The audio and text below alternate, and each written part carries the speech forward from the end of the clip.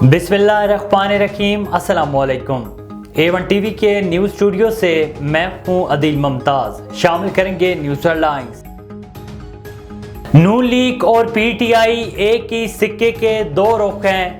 बिलावल भुट्टो जरदारी ने कहा है कि नवाज शरीफ चौथी बार बैकडोर इक़्तिदार चाहते हैं। बिलावल भुट्टो का नवाज शरीफ का रास्ता रोकने का अज़्म। मुल्की तारीख में सबसे ज़्यादा आज़ाद उम्मीदवार मैदान में हैं। आज़ाद उम्मीदवारों को साथ मिलाकर हुकूमत बनाएंगे। बिलावल का सिक्योरिटी चैलेंजेस और बदतरीन मुआशी बहरान पर इज़हार तशवीश। सिक्योरिटी की बिगड़ती सूरत-ए-हाल पर पाकिस्तान को पीछे धकेल रही है। बिलावल भुट्टो के नवाज शरीफ पर इल्ज़ामात। मरियम औरंगज़ेब का सख्त रद्द-ए-अमल। बिलावल भुट्टो को तहज़ीब में रहकर अपनी कारकर्दगी बताने का मशवरा दे दिया। जुमले कसने सबको आते हैं, ज़ातियात कोई नहीं सुनना चाहता। बिलावल नए पंजाब आए हैं, अभी सहूलियात देखी ही नहीं। सिंध का भी हक है कि वहाँ पंजाब जैसी सहूलियात मिले। पीपल्स पार्टी की सेनेटर परवशिया खान ने कहा है कि पीडीएम हुकूमत का बेड़ा गर्क नून लीग ने किया। मरियम औरंगज़ेब को मुलाजमत की बिना पर सियासत में आने का ताना भी दे दिया।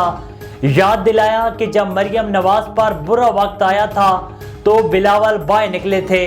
पीपल्स पार्टी रहनुमा श्री रहमान भी बोल पड़ी।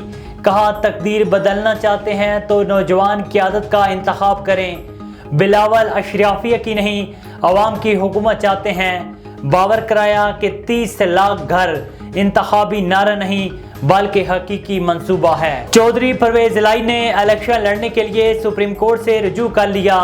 सदर पीटीआई लाहौर हाई कोर्ट के फैसले के खिलाफ अपील।